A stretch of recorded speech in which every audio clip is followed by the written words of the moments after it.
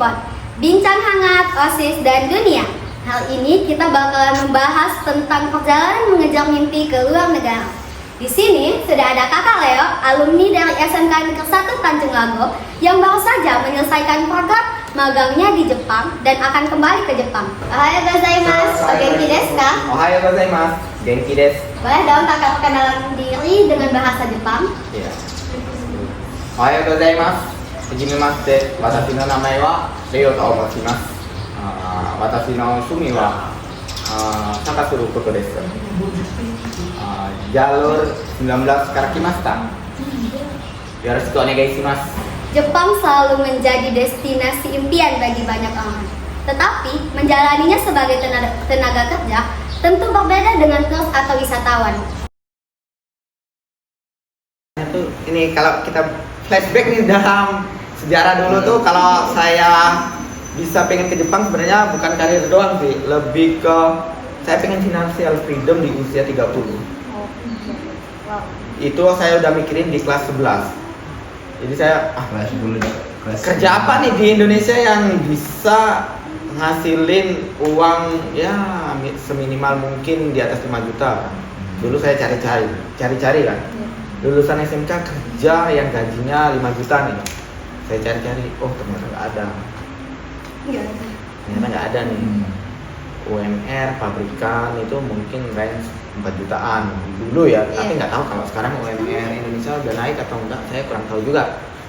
Nah tapi kan di situ saya berhubung dulu tuh, ternyata nggak ada nih. Gimana nih caranya bisa financial freedom di usia muda nih? Kan kita kalkulasi aja sih, gaji 5 juta misalnya, kita gaji 5 juta, setahun dapat berapa sih? Cuma 50 juta, belum kepotong kebutuhan hidup, dana-dana yang nggak kita ketahui kan. Nah jadi kita bisa nabung, prepare-nya berapa? Mungkin 1 juta, 2 juta. Kalau kita kaliin 1 tahun, dapat berapa? Cuma 20 juta. Dibeliin motor, habis. Ya kan? Sedangkan untuk menjadi seseorang yang bisa financial freedom itu butuh uang miliaran menurutku ya.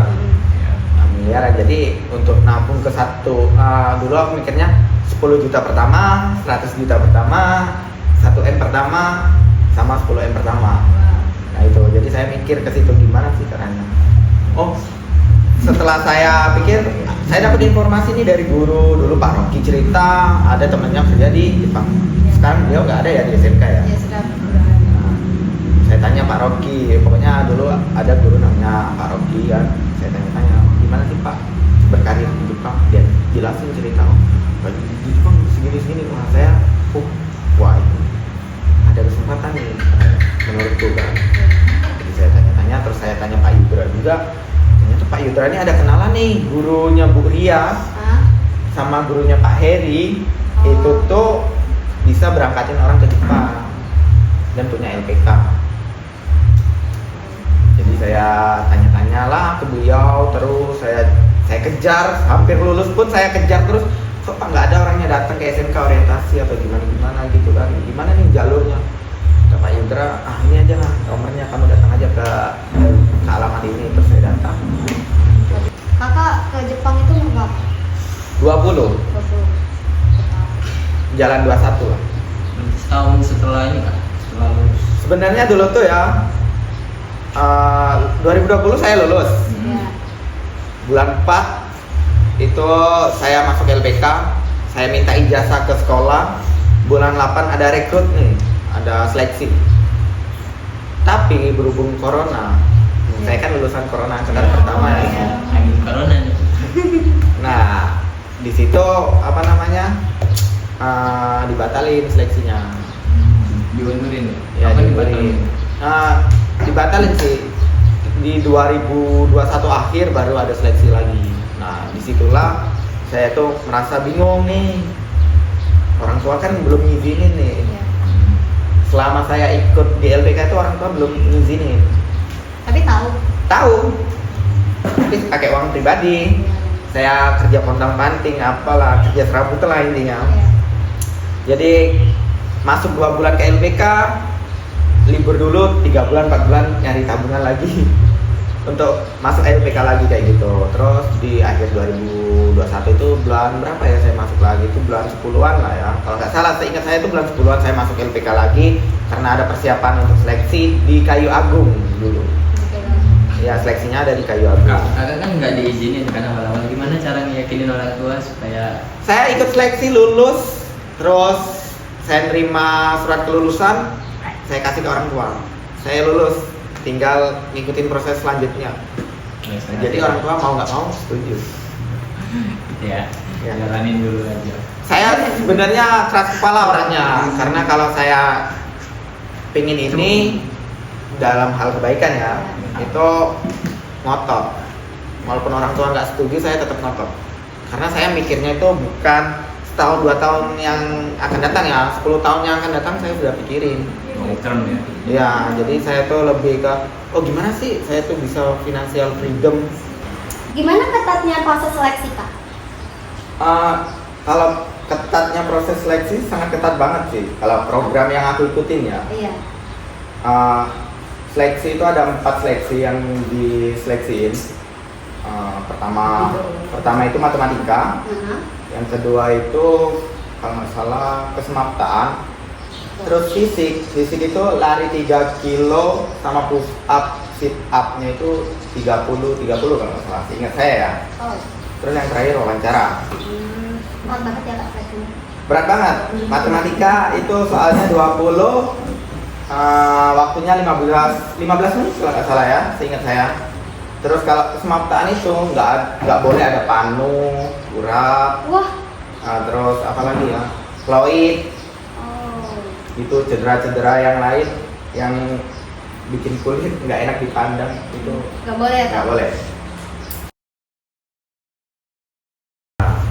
Terus setelah itu lulus semua lancar, kita nunggu. Kalau saya tuh nunggu beberapa bulan pemanggilan ke pusat pelatihan nasional namanya.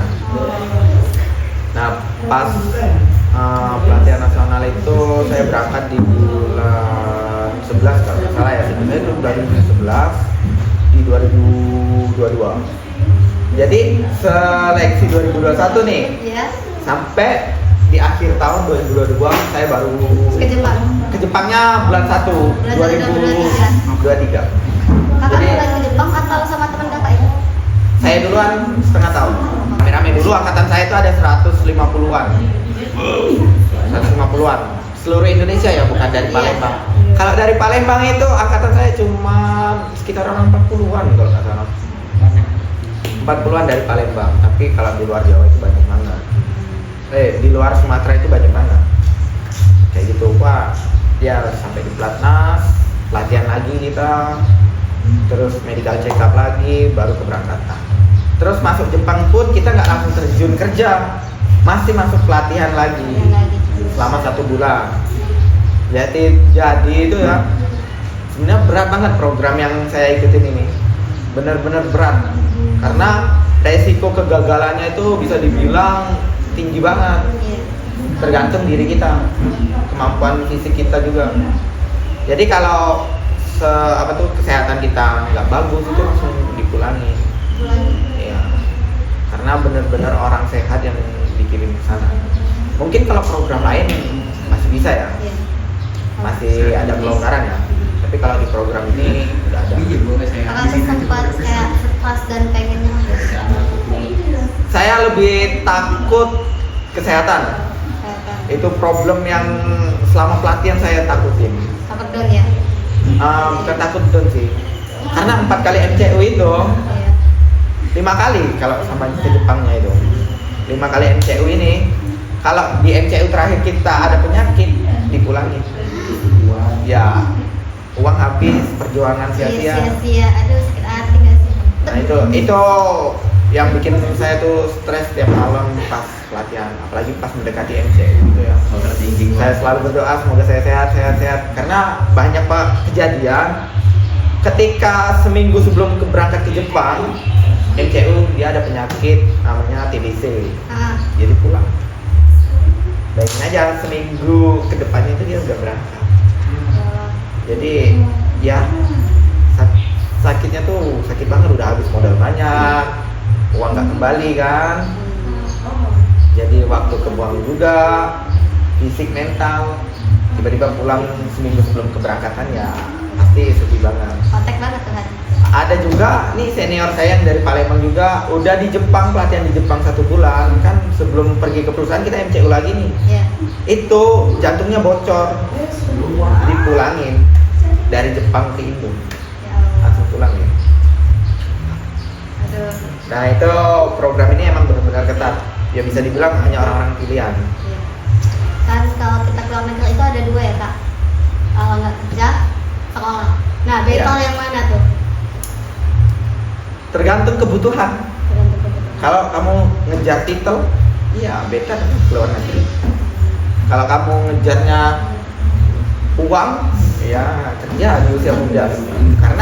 Karena mungkin dari segi ekonomi keluarga, terus kerjaan juga susah. Lebih baik saya kerja kayak gitu ya gitu oke. Tapi kalau saran saya nyari kerja itu ya yang benar. Di usia muda itu sebenarnya ya di usia 30 ke bawah itu perbanyak pengalaman. Itu doang. Kalau bisa keluar negeri, saran saya keluar negeri. Karena setidak-tidaknya walaupun kalian nggak punya uang, nggak punya dari keluar negeri nih udah ya kerja di luar negeri nggak punya tabungan, nggak punya uang, tapi kalian punya pengalaman hidup yang berharga. Karena negara maju sama negara berkembang itu cara hidupnya berbeda banget. Kita sampai 4 jutaan lah dipotong. Tahun kedua mulai membesar sampai 6 juta, tahun ketiga lebih sampai 7-8 juta kena potongan. Tapi gaji kita juga setiap tahun naik, enggak stagnan. Semakin kita lebih menonjol ya skill atau bahasa atau kita ikut ujian-ujian di Jepang gitu, gaji bisa naik gitu. Rencana mau selamanya tinggal di sana atau ada pulang? Insya Allah kalau lancar semuanya ya pengen saya usia 35-30 baru pensiun. Kalau saya tuh pengen lama di Jepang nih, jadi saya ngikutin program dulu karena juga dulu tuh saya masih takut juga kan, takut penipuan nih. Iya betul. Kan nggak ada nih contoh di jalur siapa yang ke Jepang kan. Ini bahan percobaannya tuh saya orang Jembatan 417 ini. Jadi dari sini 2 orang? Iya, 2 orang temen ya sama satu kelas dari TSM juga. Dulu tuh yang minat ke Jepang tuh ada orang 5. Tapi yang berangkat cuma orang 2. 3-nya kenapa kak? Kenapa cuma Yang satu itu nggak diizinin orang tua, yang satu itu dia milih merantau ke kemarin Kalimantan, jadi itu pertambangan dari program sekolah juga. Kalau saya tuh lebih ke operasional mesin, terus pengecekan kontrol quality lah. Kerja saya di bagian pertama itu. Jadi di Jepang itu banyak bagian ya, walaupun di pabrik itu banyak bagian. Saya tuh pegang 4 mesin, terus kontrol quality sama ngawas. Untuk biayanya gimana kak? Kalau biaya relatif sih. Ini biaya apa dulu nih? Biaya LPK kah atau biaya mau ke Jepangnya total keseluruhan atau gimana? Boleh kalau semuanya, kalau kakak mau jawab. Kalau biaya LPK dulu masih range 5 jutaan. Iya. Terus kalau biaya keseluruhan nih dari LPK sampai ke Jepang itu mungkin kasusnya untuk saya itu 50 jutaan lah. Ya, dengan teman-teman kita yang Iya. pengen ke Jepang, Iya. tetapi kesulitan dalam biaya. Dari LPK ada bantuan nggak kak untuk kasus ini? Tergantung LPK-nya juga ya. Kebetulan dulu LPK saya nggak ada, cuman kalau sekarang harusnya ada sih. Lebih ke pinjaman ke bank sih. Tahun pertama ya itu sangat struggle banget bahasa Jepang. Karena yang saya pelajarin di Indonesia sampai ke Jepang itu jauh berbeda. Karena di Indonesia itu cuma basic yang kita diajarkan. Sedangkan pola kalimat di Jepang itu ada formal, ada Iya. informal, terus ada yang bentuk sopan banget, yang sopan biasa, terus ngomong ke atasan, ke karyawan, ke teman, ke orang tua, ke adik, itu beda-beda. Jadi saya sangat struggle pas sampai ke Jepang tuh tahun pertama. Dari semuanya, dari musim, makanan, bahasa, kerjaan, struggle banget. Aduh, kesulitan saya. Tapi alhamdulillah saya bisa beradaptasi di tahun kedua ya. Hebat bisa bertahan ya kak. Ya karena karir sih, saya ingin ya you know lah, Jepang kan terkenal dengan etos kerjanya tinggi kan. Iya. Jadi saya sangat penasaran gitu. Gimana sih cara apa tuh negara maju bekerja kayak gitu. Saya ingin menggali ilmunya di sana. Kayak gitu. Jadi ya modal nekat. Kemarin itu ya saya benar-benar modal nekat, modal nggak ada, zero. Iya. Nekat, sering bertanya biar nggak sesat di jalan. Iya. Tanya-tanya, ya akhirnya yang saya yakinin, kayaknya saya nih masih harus butuh keamanan sih di negara orang kan. Kayaknya program ini yang menurut saya jaminan keamanannya tuh tinggi karena diawasin oleh pemerintah. Jadi saya ikut. Tips and trick kakak biar cepat hafal bahasa Jepang dan kanjinya yang terkesan rumit dan kompleks itu. Kalau tips dan triknya itu yang pertama belajar hiragana katakana. Itu kalau kita nggak bisa baca ya susah juga, nggak bisa belajar kan. Jadi hiragana katakana itu proses awal. Kalau sudah bisa baca hurufnya, abjadnya itu, barulah belajar kosakatanya. Kosakatanya itu perbanyak aja kita hafalan. Setelah itu baru belajar pola kalimat. Nah setelah pola kalimat sudah bisa nih, sekiranya udah banyak yang kita pelajarin, baru belajar kanjinya nyusul. Soalnya kanji itu yang paling susah. Iya paling susah ya kak. Iya. Kakak belajar otodidak atau les? Kita dari LPK dulu, LPK dulu. terus sampai Jepangnya itu saya ikut sekolah di Jepang setiap hari Minggu. Gimana perasaan kakak pas akhirnya megang tiket dan minggu depan udah harus berangkat nih ke Jepang? Semangat atau justru deg-degan? Lebih ke bahagia ya, bahagia sedih karena perjuangannya tuh nggak main-main. 1 tahun full kita berjuang untuk bisa pergi ke Jepang. Kalau di Jepang tuh enak, jam kerjanya juga sangat sistematis. Kayaknya dia Enaknya ikut ini. banyak istirahat sih menurut gue. Berarti Banyak kita- istirahat, banyak libur. Enggak ada poin-poin. Itu yang poin plusnya kerja di sana walaupun berat. Perusahaan ini kalau cerita tentang perusahaan saya ya, itu per 2 jam sekali libur, istirahat. Jadi jam 10 istirahat, jam 12 istirahat, jam 3 istirahat. Keren banget. Liburnya juga banyak. Mungkin kalau ditotalin ya keseluruhan libur itu 3 bulan setahun. Banyak banget liburnya. Tapi kerjanya banyak lembur. Iya, kerjanya banyak lembur. Nah, kalau lembur itu sudah Dan senang harus juga. kejar target. Kalau nggak kejar target, waduh pusing kita. Iya sih. Harus bikin laporan begini. Karena di Jepang tuh kerja bikin laporan. Nggak kerja doang enggak. Apa ya? Banyak sih yang bikin kita semangat. Contohnya kalau kalian suka anime, Oh iya. tonton aja anime.